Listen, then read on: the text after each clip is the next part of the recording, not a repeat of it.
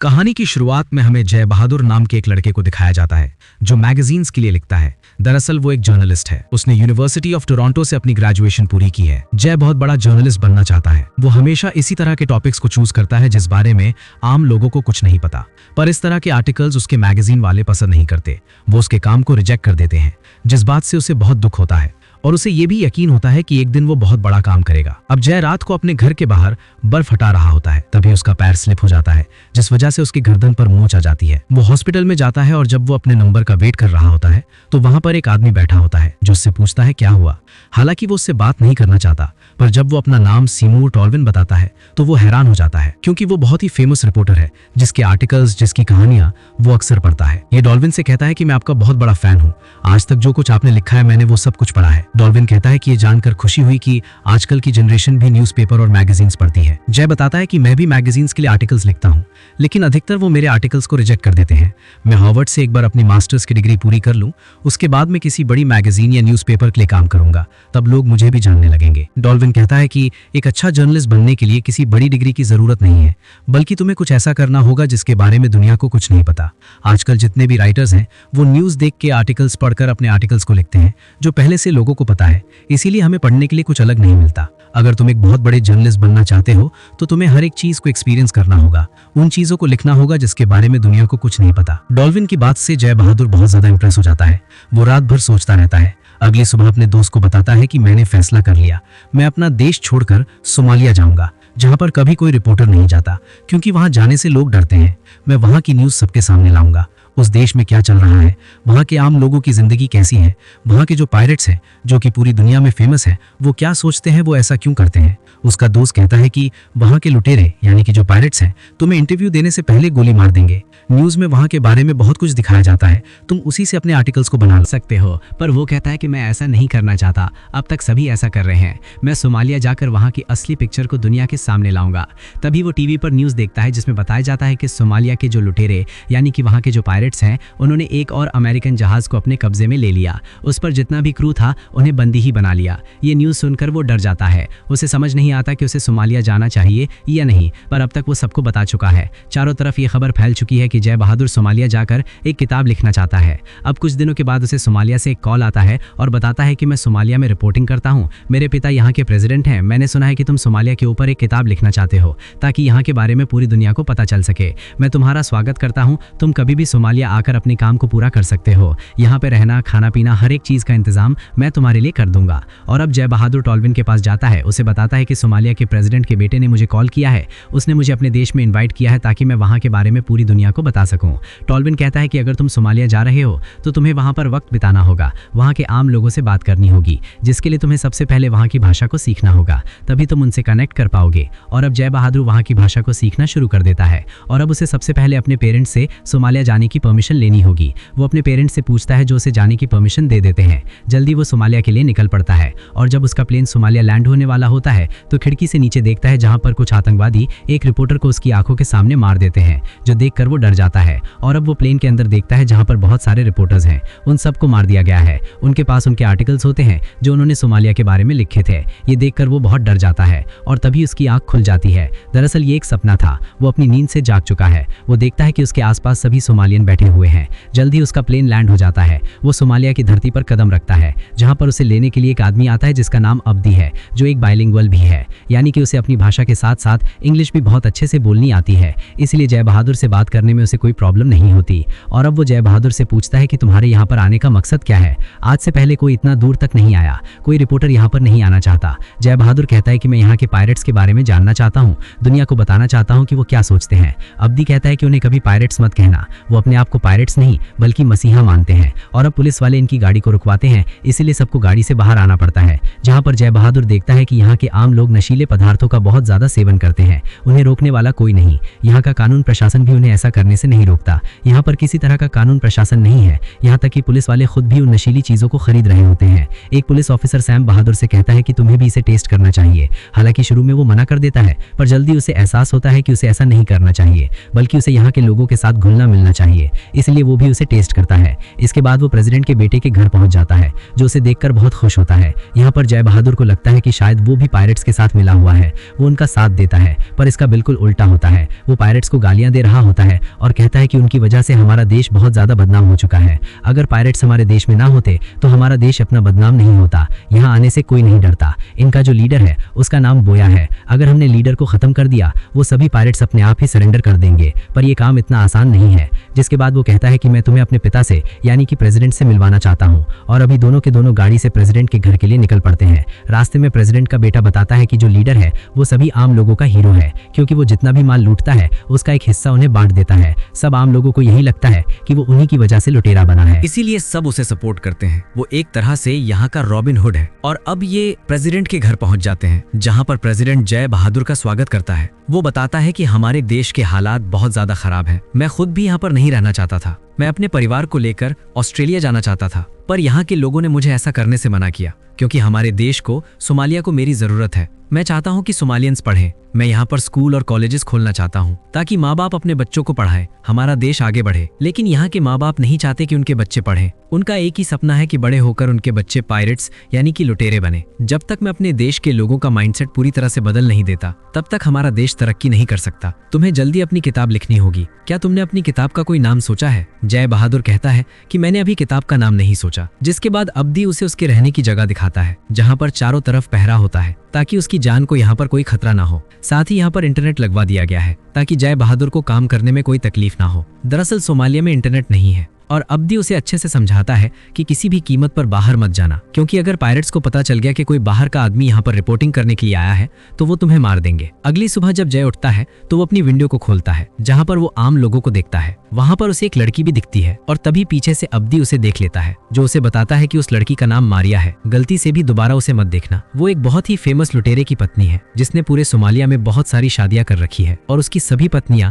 उसके लिए नशीले पदार्थ, जिन्हें यहाँ पर खाद कहा जाता है, उन्हें बेचने का काम करती है। जय बहादुर कहता है कि मैं इस लड़की का यानी कि मारिया का इंटरव्यू लेना चाहता हूँ। अब्दी उसे समझाता है कि अगर तुमने ऐसा करने की कोशिश भी की तो वो लोग तुम्हें मार देंगे। आज मैं तुम्हें बोया के पास यानी कि सभी पायरेट्स के लीडर के पास ले जाता हूँ, तुम उसका इंटरव्यू ले सकते हो। और जल्द ही उस जगह पहुंच जाते हैं जहाँ पर लीडर रहता है। यहाँ पर बहुत सारे पायरेट्स हैं। जय बहादुर को यहाँ बहुत डर लग रहा होता है, इसीलिए वो अब्दी से कहता है कि अगर यहाँ मुझे कुछ हो जाए तो वादा करो कि तुम मेरी बॉडी को मेरे घर तक पहुंचा दोगे। वो कहता है कि तुम्हें कुछ नहीं होगा, तुम हमारी परमिशन से यहाँ पर आए हो। जल्द ये लीडर के पास पहुंच जाते हैं। जय बहादुर उससे सवाल पूछता है। वो उसके हर एक सवाल का बहुत अच्छे से जवाब देता है। दरअसल वो जानना चाहता है कि ये सब के सब मिलकर किस तरह से एक बहुत बड़े कार्गो शिप को लूटते हैं। लीडर उसकी सभी बातों का अच्छे से जवाब देता है। दरअसल उसे नहीं लगता कि वो कोई भी गलत काम करता है, इसीलिए उसे किसी बात का जवाब देने में कोई हिचक नहीं होती। जिसके बाद वो जय बहादुर से नशीले पदार्थ मांगता है। वो कहता है कि मेरे पास कुछ नहीं है। ये सुनकर लीडर वहां से उठकर चला जाता है। अब्दी उसे कहता है कि ये तुमने क्या किया? जय बहादुर कहता है कि मुझे नहीं पता था कि मुझे इंटरव्यू के बदले उसे कुछ देना होगा।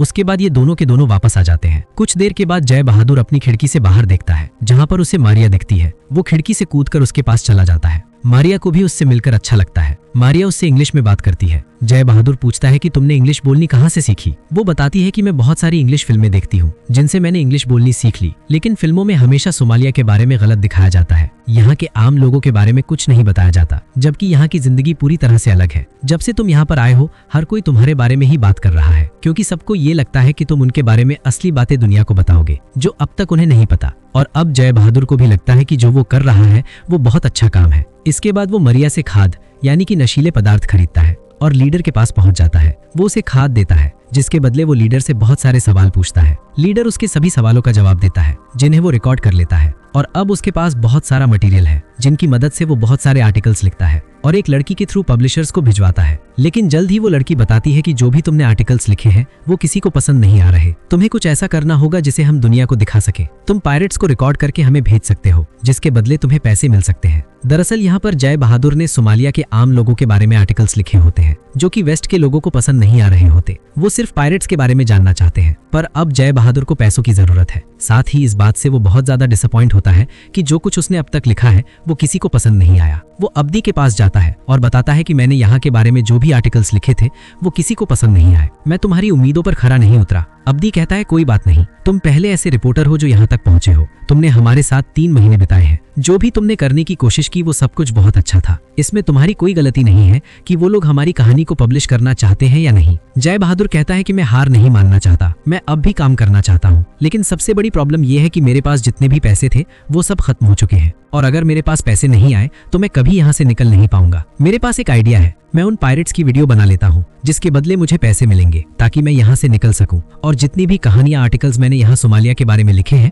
उन सबको वापस जाकर पब्लिश करवा सकूं। अब्दी उसे बताता है कि ये बहुत ही खतरनाक काम है, इसमें तुम्हारी जान जा सकती है। जय बहादुर कहता है कि इसके अलावा मेरे पास दूसरा कोई रास्ता नहीं है, मैं गैराट से मिलना चाहता हूँ जो कि एक दूसरा बहुत बड़ा पायरेट है जो कि मरियम का पति भी है। वो सबसे पहले मरियम के पास जाता है और गैराट के बारे में पूछता है। वो कहती है कि जब भी तुम उससे मिलो तुम उसके कपड़ों की तारीफ करना, क्योंकि उसे लगता है कि वो सबसे अच्छे कपड़े पहनता है, वो सबसे अलग है। जल्दी अब्दी के साथ वो गैराट के पास जाता है, पर उसकी हिम्मत नहीं होती कि वो उसके वीडियो को रिकॉर्ड कर सके, क्योंकि वो बहुत ही सनकी किस्म का आदमी होता है। इसीलिए जो कुछ वो जवाब देता है उन सबको वो अपनी नोटबुक पर लिख लेता है, और अब तक जय बहादुर के पास इतना डेटा इकट्ठा हो चुका है कि वो अपनी किताब को पूरा कर सके। वो अब्दी से कहता है कि मैं यहाँ से निकलना चाहता हूँ, और अब्दी कहता है कि अगर तुम्हें यहाँ से निकलना है तो तुम्हें प्रेसिडेंट के बेटे को $500 देने होंगे, क्योंकि अब तक जो तुम्हारी खातिरदारी उसने यहाँ पर की है ये उसकी कीमत है। जे बताता है कि नशीले पदार्थों को खरीदने में मेरे सभी पैसे खत्म हो चुके हैं, एक बार मेरी किताब पब्लिश हो जाए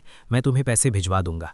पर अब्दी के पास भी पैसे नहीं होते। अब्दी को पता चलता है कि एक शिप यहाँ से जाने वाला है जिसमें वो जे को भिजवा सकता है, इसीलिए जे को लेकर वो यहाँ से निकल जाता है। ये एक दूसरे शहर में जाते हैं जहाँ पर जे बहुत सारे लोकल लोगों से मिलता है, वो उन सब की कहानियाँ सुनता है। दरअसल ये लोग भी चाहते हैं कि जय बहादुर अपनी किताब में इनके बारे में लिखे। एक लेडी उसे बताती है कि बाढ़ में यहाँ के स्कूल बह गए थे, जिसके बाद वो कभी नहीं बने। ये सुनकर जय बहादुर को बहुत दुख होता है। इसके बाद अब्दी के साथ वो यहाँ से आगे निकल जाता है और उन लुटेरे, उन पायरेट्स तक पहुँच जाता है जिनके साथ जय बहादुर यहाँ से जा सकता है। जय बहादुर को पता है कि अगर उसने इनको रिकॉर्ड किया तो उसे हज़ारों डॉलर मिल सकते हैं, इसीलिए बड़ी चालाकी से वो गाड़ी से उतरकर उन सबको रिकॉर्ड करना शुरू कर देता है। जय बहादुर के ऊपर वो गन तान देते हैं, लेकिन उसकी किस्मत अच्छी होती है कि वो उसे गोली नहीं मारते और कहते हैं कि अगली सुबह हम तुम्हें अपने साथ ले जाएंगे। पर अगली सुबह जब जय बहादुर की आंख खुलती है तो वो देखता है कि पायरेट्स वहां से जा चुके हैं। दरअसल उन्हें लग रहा होता है कि जय बहादुर एक जासूस है, इसीलिए वो उसे अपने साथ नहीं ले गए। जय बहादुर ने अपनी बुक को पूरा कर लिया है, पर उसके पास वापस जाने के पैसे नहीं हैं। कुछ दिनों के बाद उसके पिता उसे कॉल करते हैं, जो कि अपने बेटे के लिए बहुत ज़्यादा परेशान है, क्योंकि हाल ही में कुछ पायरेट्स ने कैप्टन फ्लिप के शिप के ऊपर हमला किया था, जिसमें 3 सोमालियन मारे गए और एक को पकड़ लिया गया। इसीलिए सोमालिया के लोगों ने अमेरिका को ये वार्निंग दी है कि अगर उनके देश में कोई भी फॉरेनर मिला तो वो उसे मार देंगे, और अब जे की जान को यहाँ पर खतरा है। अब्दी उसे किसी भी कीमत पर उसके देश वापस भेजना चाहता है। साथ ही जे के परिवार ने उसके अकाउंट में पैसे डाल दिए होते हैं, और जाने से पहले जय बहादुर कहता है कि मैं एक बार फिर से आखिरी बार लीडर का इंटरव्यू करना चाहता हूँ, क्योंकि उसके मुताबिक उसी के लोगों ने कैप्टन फ्लिप के शिप के ऊपर हमला किया था। ये लीडर तक पहुंच जाते हैं, वो उसे एक बार फिर से अपना इंटरव्यू देता है, पर वो बताता है कि कैप्टन फ्लिप के शिप के ऊपर मेरे लोगों ने हमला नहीं किया। इस बारे में अगर तुम जानना चाहते हो तो तुम्हें मरिया से बात करनी होगी, उसे इस बारे में ज़रूर पता होगा। और अब वो मरिया से मिलने के लिए बाजार जाता है, लेकिन मरिया उसे वहाँ पर नहीं मिलती। कुछ लोग उसे पहचान जाते हैं कि वो यहाँ का नहीं है, वो उसका पीछा करते हैं, पर वो भागकर अपनी जान बचाकर किसी तरह से अपने रूम में वापस आ जाता है, जहाँ मरिया पहले से उसका इंतजार कर रही होती है। मरिया बताती है कि कैप्टन फ्लिप के शिप के ऊपर मेरे पति ने हमला किया था, तुम्हारी जान को यहाँ पर खतरा है, जितनी जल्दी हो सके यहाँ से निकल जाओ। इसके बाद मरिया यहाँ से निकल जाती है। जे उसे अपनी खिड़की से देखता रहता है, और अब जे को पता चलता है कि मरिया के हस्बैंड ने कुछ लोगों को, जो कि अमेरिकन्स थे, उन्हें मार दिया है, लेकिन उसे अब जल्द से जल्द यहाँ से निकलना होगा। उसकी किताब पूरी हो चुकी है। जाने से पहले वो अब्दी और उन सभी लोगों को थैंक्स कहता है जिन सब ने उसकी मदद की थी। उसे ये भी पता चलता है कि प्रेसिडेंट ने लीडर को गिरफ्तार करवा दिया है। जय बहादुर सबको अलविदा कहकर यहाँ से अपने देश के लिए निकल जाता है, और जब उसके मोबाइल पर नेटवर्क आता है तो वो देखता है कि उसके मोबाइल पर कई 100 मैसेजेस हैं जो कि न्यूज़ चैनल के हैं। दरअसल हर किसी को वो इंटरव्यू चाहिए जो कि उसने मरिया के हस्बैंड का लिया था, यानी कि जिराड का, जिसके लोगों ने कैप्टन फ्लिप के शिप के ऊपर हमला किया था। 8 पब्लिशर्स का भी उसे मैसेज आया होता है जो उसकी किताब को छापने के लिए तैयार है, जिसके बदले उसे अच्छे खासे पैसे मिलेंगे। यानी कि जो काम करने के लिए वो सोमालिया गया था वो उसमें कामयाब हो चुका है। लोग उसके काम को जानना चाहते हैं। जल्द ही उसकी बुक पब्लिश हो जाती है, जो उस साल की बेस्ट सेलर ऑफिसर बनती है। 2013 में CSIS उसे अपने पास बुलाती है ताकि वो सोमालिया के बारे में जान सके। वो बताता है कि सोमालिया के जो आम लोग हैं वो वॉर नहीं चाहते, बल्कि वो चाहते हैं कि जो भी उनका कल्चर है, भले वो बहुत कॉम्प्लेक्स है, उसे लोग मान्यता दें, उन्हें उनकी नज़रों से देखा जाए। तभी हमारे बीच में और सोमालिया के बीच में शांति हो सकती है। उसकी बातें सुनने के बाद अमेरिका ने 2013 में सोमालिया के सामने शांति का प्रस्ताव रखा ताकि दोनों देशों के बीच में एक संधि हो सके। 20 सालों में पहली बार ऐसा हुआ था। सोमालिया की सरकार और US गवर्नमेंट के बीच में संधि हो जाती है, यानी कि वो US के प्रस्ताव को मान लेते हैं। और ये जय बहादुर की वजह से हुआ था। जय बहादुर ने अपनी जिंदगी को रिस्क में डाला, जिसके फलस्वरूप उसे पूरी दुनिया जान गई। वो एक कामयाब इंसान बना। इसी के साथ ये सच्ची कहानी यहीं पर खत्म हो जाती है।